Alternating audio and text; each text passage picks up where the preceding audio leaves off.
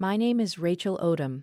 I'm 36 years old, and on July 14th, 2024, I came home from a 12-day vacation to find my daughter's piano gone.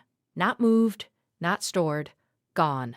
In its place was a scuff mark on the hardwood floor and a check for $800 left on the kitchen counter with my mother's handwriting on the memo line.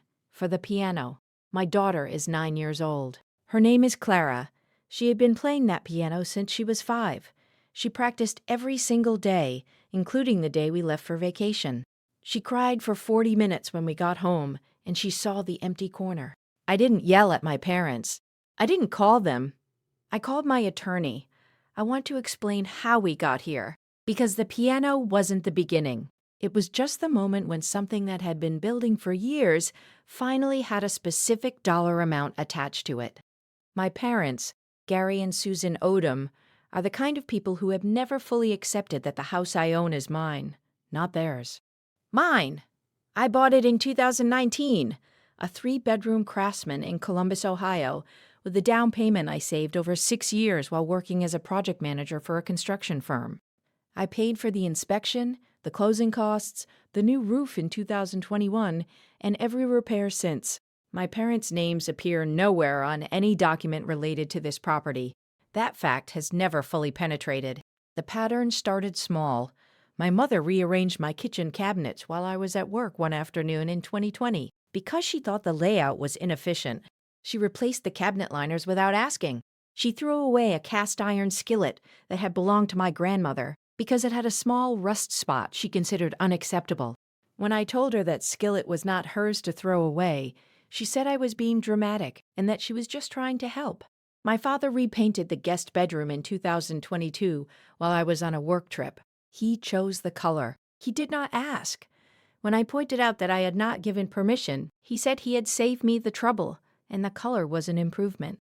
I told him clearly, directly, using specific words, that this was my house, and that making changes to it without my knowledge or consent was not acceptable regardless of intention. He nodded.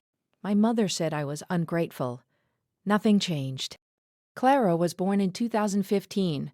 Her father and I separated when she was 2, and I have had primary custody since 2018. Clara is serious and quiet in the way that some children are. Not shy, just interior, most comfortable when she is working on something that requires concentration.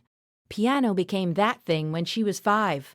I found a used upright Yamaha on Facebook Marketplace for $1,100, had it tuned, and set it up in the living room corner. Within 6 months, her teacher told me she had genuine aptitude. Within a year, she was playing pieces that surprised people. By the time she was 8, she was in a junior conservatory program on Saturday mornings. The piano was not a hobby. It was the structure around which her week was organized. My parents did not take Clara's music seriously. My mother called it a phase approximately every 3 months for 4 years. My father said once, at dinner, that piano was a lot of money and time for something she would probably quit before high school. Clara was sitting at the table when he said this. She was 7. She looked at her plate and didn't say anything. I changed the subject. That night, after Clara was asleep, I called my mother and told her that comments like that in front of Clara were not acceptable. My mother said Gary didn't mean anything by it, and I was too sensitive. I told her I was not negotiating about this, and that if it happened again, there would be consequences for access to Clara. She went quiet. It did not happen again in exactly that form, but the attitude never changed. July 2nd, 2024. Clara and I left for a family vacation to the Outer Banks with my friend Jess and her kids. 12 days. I told my parents we would be gone. Gave them a key for one specific purpose, to water the plants and take in the mail, and confirmed that nothing else was needed. My mother said, of course, no problem, have a wonderful time. We had a wonderful time. Clara collected shells and finished a puzzle, and called my mother once from the beach to say hello. She sounded happy. That was the last time she spoke to her grandmother for 3 months. July 14th.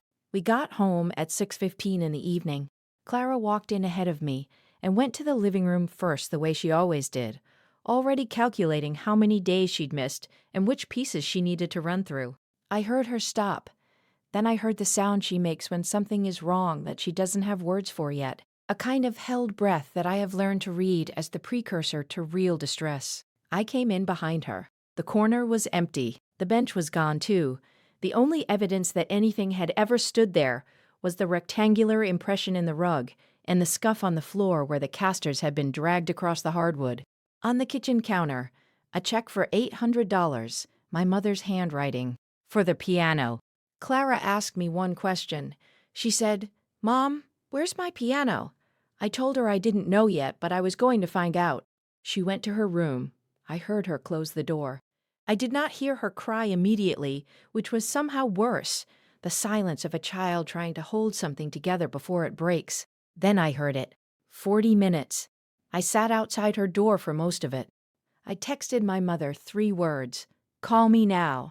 She called 11 minutes later, and I could hear in the first second of her voice that she knew exactly what she had done and had prepared a justification for it. She explained, in the tone she uses when she has decided something is reasonable and is waiting for me to catch up, that a man in the neighborhood had been asking about pianos for his granddaughter, that she thought it was a wonderful opportunity to help someone and get rid of something that took up a lot of space, that $800 was a fair price, that Clara was going to grow out of it anyway, and that she had left the check on the counter, so it wasn't like she had just taken the money. She used the word practical 4 times in under 2 minutes. When she finished, I said one sentence. I said, "Mom, you sold my daughter's property without consent, and I am going to handle this through my attorney." Then I hung up. My attorney is a woman named Patricia Vance, who I have used for contract work and once for a landlord dispute. I called her the next morning. The legal picture was clear. The piano was personal property owned by me, stored in my home, sold by a third party without any authorization, written or verbal. The check for $800 did not constitute consent.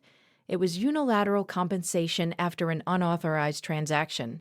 Patricia sent a formal demand letter to my parents within 48 hours. The letter outlined the situation, established the fair market value of the piano at $1,400 based on comparable sales for that make, model, and condition, and demanded either the return of the instrument or payment of $1,400 within 14 days. It also included a clear statement that the key to my home was to be returned immediately, and that no further access to my property would be authorized without written permission. My mother called 4 times the day they received the letter. I did not answer. She left 2 voicemails.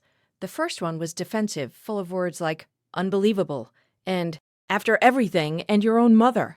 The second one was quieter and had the texture of a person who has just understood that something real is happening. My father sent a text that said, "This is between family and should be handled that way." I did not respond. On day 11, Patricia received a check for $1,400 and the key to my house in a plain envelope with no note. I used $600 of that settlement to have a piano technician search for Clara's specific piano. He found it. Same make, same model, similar age and condition, at an estate sale in Westerville 2 weeks later. I paid $750 for it and had it tuned and delivered on a Saturday morning. Clara was at her conservatory program. I arranged for Jess to bring her home. When Clara walked in and saw it in the corner, she stood in the doorway for a long time without saying anything. Then she sat down and played a C major scale slowly, testing whether the keys felt right. They did. She played for 2 hours that afternoon. She didn't ask me many questions about what had happened. She is 9, and she is interior, and she processes things in her own time. What she said before dinner was, "Mom, thank you for getting it back." That was enough. My parents have not been inside my home since July of 2024. I changed the locks in August. We have seen each other twice at family events, both times briefly and in public. My mother has sent 3 cards, one in August, one at Thanksgiving, one at Christmas. Each one contains the word misunderstanding at least once, and none of them contain the word sorry. My father has not reached out directly. Clara asks about them occasionally, with the careful neutrality of a child who has learned not to ask too directly about things that upset adults. I tell her the truth in age-appropriate language. Grandma and Grandpa made a serious mistake. I handled it, and we are taking time apart because of it. She nods. She goes back to whatever she was doing. She is 9 years old. And she is already learning, faster than I would like, that love and boundaries are not opposites. I did not enjoy sending that demand letter. I want to be clear about that. There was no satisfaction in it, only necessity. What I enjoyed was the Saturday morning 2 weeks later when my daughter sat down at a piano in the corner of our living room and played a C major scale and decided it felt right. That was the point of all of it. Not the letter, not the $1,400, not the changed locks, just that scale. Just her hands on the keys deciding, yes, this is mine. This is still here. If this story meant something to you, drop a comment. Tell me, at what point would you have picked up the phone and called a lawyer? I want to know where your line is. Subscribe. I'll see you in the next one.